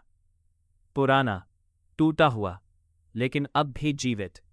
उसकी दीवारों पर अग्नि जैसे चिन्ह बने थे, और मुख्य द्वार पर वही चिन्ह चमक रहा था। हैश। रुद्रकेतु की सांस रुक गई, क्योंकि वो चिन्ह बिल्कुल सिस्टम जैसा था। तभी अचानक उसके भीतर तीव्र जलन उठी। System response, primary gate located, काला अग्नि रेजोनेंस राइजिंग। मंदिर की घंटी अपने आप बज उठी। टन। पूरा जंगल कांप गया, और उसी क्षण मंदिर के विशाल द्वार धीरे धीरे खुलने लगे। अंदर केवल अंधकार था, लेकिन उस अंधकार के भीतर दो विशाल लाल आंखें चमकीं। रुद्रकेतु का शरीर जम गया, और फिर एक आवाज गूंजी, गहरी, प्राचीन, मानो सदियों से बंद हो। अंततः काला अग्नि मेरे सामने आ ही गया। रुद्रकेतु की सांस रुक गई। तुम मुझे जानते हो? कुछ क्षण मौन रहा। फिर वही आवाज हंसी, धीमी, भयावह। मैं तुम्हें तुमसे भी पहले से जानता हूं। अचानक मंदिर के भीतर काली अग्नि भड़क उठी और उसी क्षण बहुत दूर मथुरा में श्री कृष्ण ने बांसुरी बजाना बंद कर दिया। रात की हवा स्थिर हो गई। उनकी आंखों में पहली बार गहरी गंभीरता उभरी और उन्होंने बहुत धीमे स्वर में कहा, तो प्रथम द्वार सचमुच खुल गया। चैप्टर 13 जो अंधकार में बंद था। मंदिर के विशाल द्वार पूरी तरह खुल चुके थे। अंदर केवल अंधकार था, इतना गहरा कि चंद्रमा का प्रकाश भी उसमें प्रवेश नहीं कर पा रहा था। रुद्रकेतु सीढ़ियों के नीचे खड़ा था। उसकी सांसें भारी थीं, लेकिन उसकी आंखें स्थिर। उसके भीतर सिस्टम लगातार प्रतिक्रिया दे रहा था। System warning, extreme mental corruption detected, maintain consciousness. Rudraketu ने तलवार की पकड़ मजबूत कर ली। फिर धीरे धीरे उसने पहला कदम मंदिर के भीतर रखा। उसी क्षण पूरा वातावरण बदल गया। हवा बर्फ जैसी ठंडी हो गई। दीवारों पर बने अग्नि चिन्ह हल्के लाल रंग में चमकने लगे और अचानक उसके कानों में हजारों फुसफुसाहटें गूंजने लगी। तुम असफल हो जाओगे, सब तुम्हें छोड़ देंगे, तुम अकेले मरोगे। रुद्रकेतु का सिर दर्द से फटने लगा, लेकिन वो रुका नहीं, क्योंकि अब उसे समझ आ चुका था ये स्थान सीधे मन पर आक्रमण करता है। जैसे जैसे वो भीतर बढ़ता गया, उसे मंदिर की दीवारों पर अजीब चित्र दिखाई देने लगे। युद्ध, अग्नि, मनुष्य एक दूसरे को मार रहे थे, लेकिन उन सबके ऊपर एक विशाल काली छाया थी और हर चित्र में लोगों की आंखों में केवल भय था। रुद्रकेतु धीरे धीरे आगे बढ़ता रहा। फिर वो अचानक रुक गया। उसके सामने एक विशाल कक्ष था और उस कक्ष के मध्य एक टूटा हुआ स्तंभ खड़ा था। उस स्तंभ पर मोटी जंजीरें लटकी थी, लेकिन सबसे विचित्र बात, जंजीरें टूटी हुई थी। रुद्रकेतु की सांस रुक गई। तो वो सच में बाहर आ चुका है। तभी अंधकार में दो लाल आंखें फिर चमकी और वही आवाज गूंजी, नहीं, मैं कभी पूरी तरह बंद था ही नहीं। पूरा कक्ष कांप उठा। काली धुंध धीरे धीरे स्तंभ के पीछे इकट्ठी होने लगी और फिर एक आकृति प्रकट हुई, मानव जैसी, लेकिन स्थिर नहीं। उसका शरीर लगातार धुएं की तरह बदल रहा था। कभी वो वृद्ध दिखता, कभी बालक, कभी घायल सैनिक, जैसे वो हर भय का रूप धारण कर सकता हो। उसकी आंखें गहरे शून्य जैसी थी। मनुष्य मुझे भयसूर कहते हैं, लेकिन मैं केवल भय नहीं हूं। वो धीरे धीरे रुद्रकेतु के चारों ओर घूमने लगा। मैं वो अंधकार हूं जिसे मनुष्य स्वयं जन्म देता है। रुद्रकेतु शांत सुन रहा था। तभी भयसूर अचानक उसके बिल्कुल सामने आ गया। और तुम, उसकी आवाज भारी हो गई, तुम सबसे सुंदर पात्र हो। रुद्रकेतु की आंखें सिकुड़ गई। क्या मतलब? भयसूर हल्का हंसा। तुम्हारे भीतर अकेलापन है, क्रोध है, अस्वीकार का दर्द है। उसकी आंखों में लाल चमक उभरी और सबसे महत्वपूर्ण भी, वो रुक गया। तुम्हारे भीतर कालाग्नि है। पूरा मंदिर कांप उठा। रुद्रकेतु का हृदय तेजी से धड़कने लगा। प्रोलॉग वाला दृश्य फिर चमका। कुरुक्षेत्र, रक्त, श्री कृष्ण और वो युवक जिसकी आंखों में केवल अग्नि बची थी। भयसूर मुस्कुराया। तुमने उसे देखा रे, है ना? रुद्रकेतु पीछे हट गया। वो मैं नहीं हूं। भयसूर की हंसी गूंज उठी। हर मनुष्य यही सोचता है, जब तक वो अपने भीतर के अंधकार को स्वीकार नहीं कर लेता। अचानक पूरा मंदिर बदलने लगा। रुद्रकेतु के सामने दृश्य उभरने लगे। गांव जल रहा था। वीरेंद्र मृत पड़ा था। गौरी रो रही थी और उन सब के बीच रुद्रकेतु खड़ा था, उसकी आंखों में काली अग्नि जल रही थी। नहीं। रुद्रकेतु की सांस टूटने लगी। भयसुर की आवाज हर दिशा से गूंजने लगी। तुम उन्हें बचा नहीं पाओगे। अंत में सब तुमसे डरेंगे, जैसे दुनिया हमेशा शक्तिशाली लोगों से डरती है। रुद्रकेतु का मन कांपने लगा। उसके भीतर काली अग्नि प्रतिक्रिया देने लगी। System warning, emotional corruption rising. अचानक उसके चारों ओर काली ऊर्जा घूमने लगी। उसकी आंखों में लाल चमक उभरी। भयसुर मुस्कुराया। हाँ, हाँ, यही तुम्हारा वास्तविक स्वरूप है। लेकिन उसी क्षण बहुत दूर से बांसुरी की ध्वनि गूंजी। शांत, मधुर, अनंत। पूरा मंदिर एक पल के लिए स्थिर हो गया। और उसी ध्वनि के साथ एक आवाज रुद्रकेतु के भीतर गूंजी। जो मनुष्य अपने अंधकार को स्वीकार कर ले, वह उससे नियंत्रित होना बंद कर देता है। रुद्रकेतु की आंखें कांप उठीं।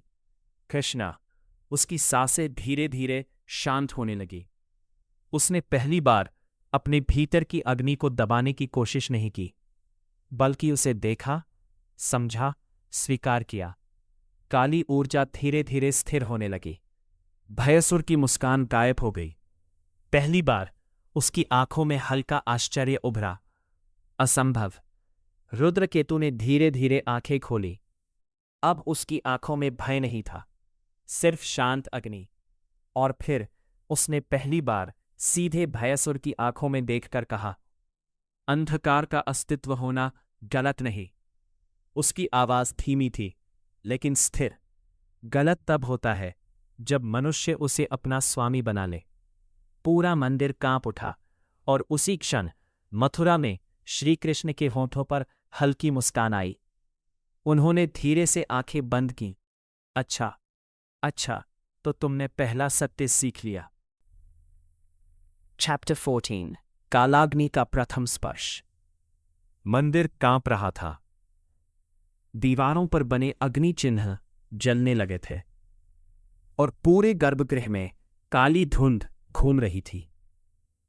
भयसुर स्थिर खड़ा रुद्रकेतु को देख रहा था।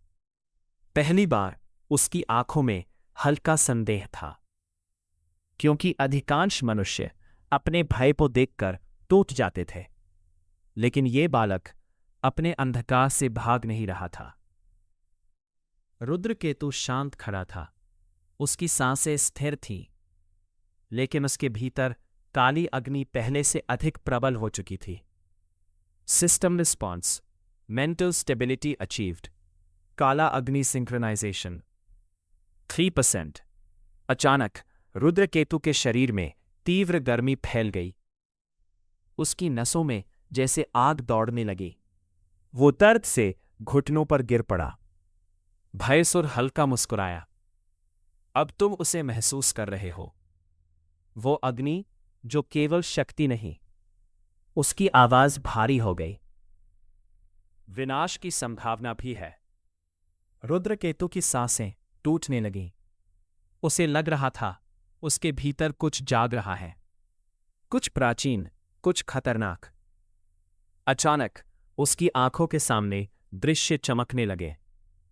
प्राचीन युद्ध भूमि, आकाश में अग्नि, धरती पर शव, और उन सब के बीच एक योद्धा खड़ा था, काले कवच में, आंखों में अग्नि।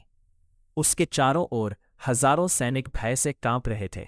रुद्रकेतु के भीतर की काली अग्नि अचानक भड़क उठी। दर्द, क्रोध, भय सब एक साथ फूट पड़ा।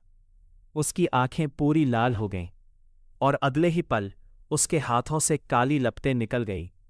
धड़ाम! पूरा मंदिर कांप उठा। भयसुर कुछ कदम पीछे हट गया। पहली बार उसकी आंखों में वास्तविक आश्चर्य उभरा।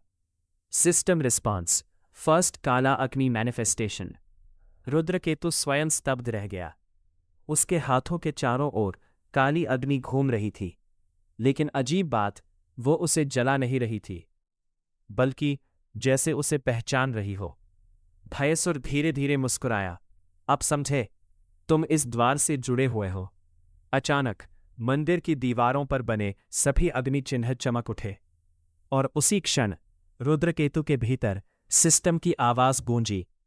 Hidden authority detected, gate flame compatible. Rudraketu की सांस रुक गई। कंपैटिबल? तभी भयसुर ने अचानक गंभीर स्वर में कहा, सुनो कालाग्नि। उसकी आवाज अब पहले जैसी भयावह नहीं थी, बल्कि अजीब तरह से शांत। यह द्वार केवल भय को बंद करने के लिए नहीं बनाया गया था। पूरा गर्भगृह कांप उठा। यह उस शक्ति को बंद करने के लिए बनाया गया था जिसे देवता भी नियंत्रित नहीं कर सके। रुद्रकेतु की आंखें फैल गईं। तभी उसे अचानक महादेव की आवाज याद आई। कुछ अग्नियां केवल विनाश के लिए नहीं जन्म लेती। अचानक मंदिर के भीतर तेज प्रकाश चमका और कुछ क्षणों के लिए रुद्रकेतु ने एक विशाल दृश्य देखा। देवता, ऋषि, युद्ध और मध्य में काली अग्नि, इतनी विशाल कि आकाश जलता हुआ प्रतीत हो रहा था। फिर दृश्य गायब हो गया। रुद्रकेतु की सांसें भारी थीं, क्योंकि अब उसे एहसास होने लगा था उसकी शक्ति केवल व्यक्तिगत नहीं, वो किसी बहुत पुराने और बहुत भयानक इतिहास से जुड़ी है। और उसी क्षण बहुत दूर मथुरा में श्री कृष्ण ने धीरे धीरे आंखें खोली। उनकी दृष्टि शांत थी, लेकिन गहराई में चिंता बढ़ चुकी थी। उन्होंने बहुत धीमे स्वर में कहा, समय अपेक्षा से अधिक तेजी से बदल रहा है। चैप्टर 15। द्वार के पीछे पूरा मंदिर कांप रहा था। दीवारों से पत्थर टूटकर गिर रहे थे। स्तंभों पर बनी अग्नि रेखाएं अब रक्त जैसी लाल चमक रही थी। और गर्भगृह के मध्य वह विशाल दरार धीरे धीरे फैलती जा रही थी। उस दरार के भीतर केवल अंधकार नहीं था, कुछ और था, कुछ ऐसा जिसे देखकर स्वयं भयसुर भी पूर्णतः शांत नहीं था। रुद्रकेतु की आंखें उस दरार पर टिक गई। उसके भीतर की काली अग्नि लगातार प्रतिक्रिया दे रही थी। System warning, gate stability critical, unknown energy escaping. Rudraketu ने गहरी सांस ली। अब उसके सामने केवल दो रास्ते थे, या तो वह पीछे हट जाए या उस अंधकार के भीतर उतर जाए। भयसुर उसे ध्यान से देख रहा था, फिर धीरे से बोला, तुम अभी भी समझ नहीं रहे। यह युद्ध तुम्हारे और मेरे बीच नहीं है। रुद्रकेतु की आंखें सिकुड़ गईं। तो फिर किसके बीच है? कुछ क्षण मौन रहा।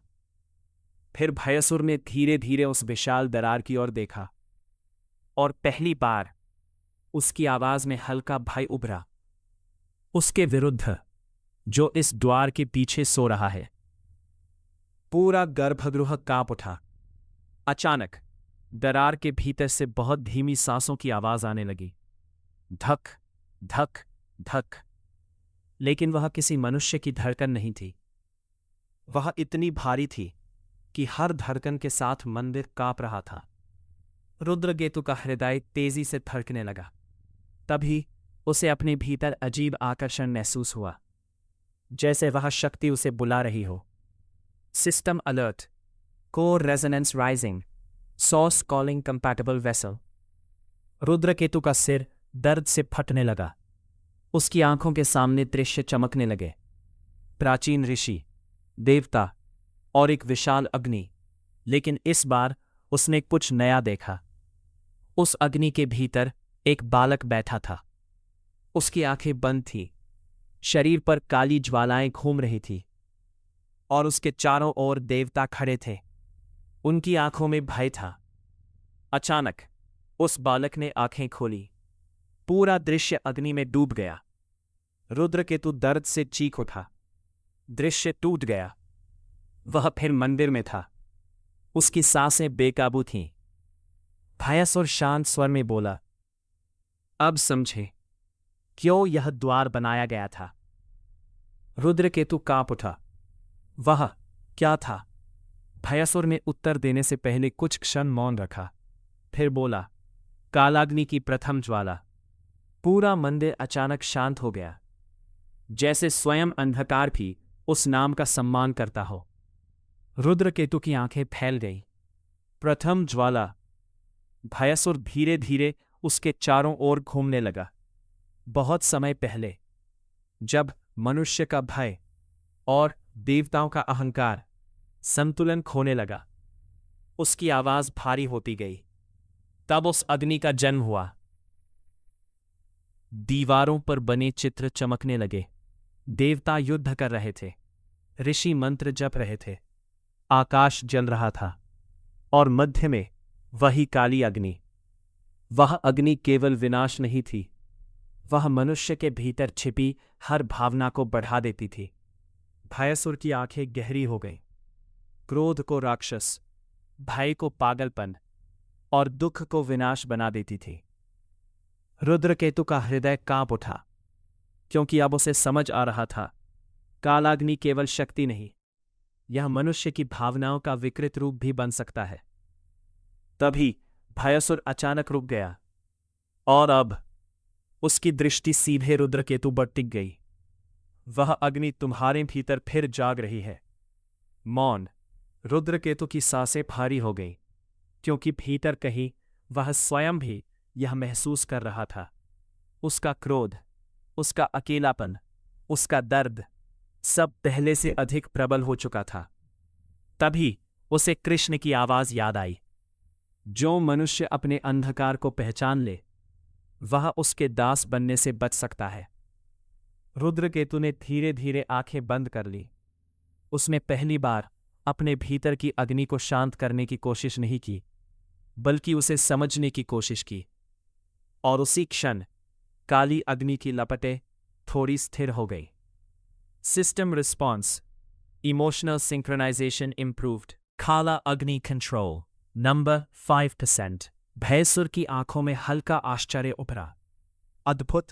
अधिकांश मनुष्य इस चरण तक पहुंचते पहुंचते टूट जाते हैं। रुद्रकेतु ने धीरे धीरे आंखें खोली। अब उसकी दृष्टि पहले से अधिक स्थिर थी। यदि यह अग्नि मेरे भीतर है, उसकी आवाज धीमी थी लेकिन दृढ़, तो मैं इसका स्वामी बनूंगा। पूरा मंदिर कांप उठा। अचानक दरार के भीतर से भयंकर गर्जना गूंजी, और अगले ही क्षण एक विशाल काला हाथ दरार से बाहर निकला। उसकी उंगलियां पत्थर जैसी थीं, लेकिन उन पर काली अग्नि जल रही थी। भयसुर पहली बार पीछे हट गया। उसकी आवाज धीमी हो गई। वह जाग रहा है। रुद्रकेतु की सांस रुक गई, क्योंकि उस हाथ से निकलती ऊर्जा उसके भीतर की अग्नि जैसी थी। और उसी क्षण बहुत दूर मथुरा में श्री कृष्ण अचानक खड़े हो गए। उनकी आंखों में अब मुस्कान नहीं थी। कुछ क्षण मौन रहा, फिर उन्होंने बहुत धीमे स्वर में कहा, यदि वह अभी जाग गया, हवा अचानक भारी हो गई, तो समय अपनी दिशा खो देगा।